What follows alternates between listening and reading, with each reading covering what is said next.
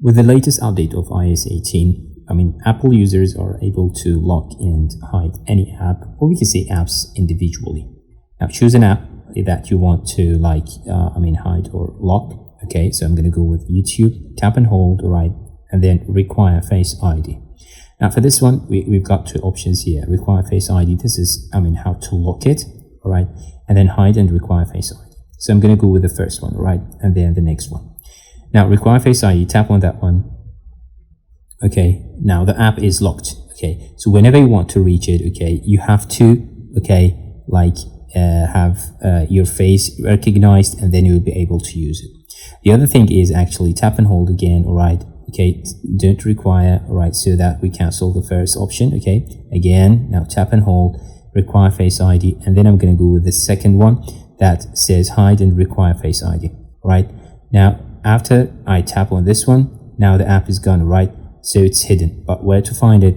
Now scroll, or we can say swipe to, all right, the app library. Okay, here we have a new folder, all right, which says the hidden one. Tap on that one, and then you will see the hidden apps available here, right? So you can reach it now for now, right?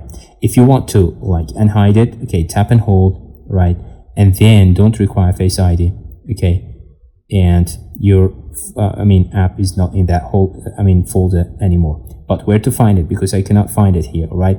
So go to the search, all right, and then write down, okay, YouTube, write down YouTube, okay, and then tap and hold, all right, and then add, okay, to home screen. And then you, as you can see now, it's available here, all right. Now drag it, right, tap and hold, and drag it to the page that you want to, okay. So I'm going to put it here, and that's it. So these are the two, we can say two new features available on iOS 18, where you can lock any app, or we can say apps individually, or even hide them. Thanks for watching. See you next time.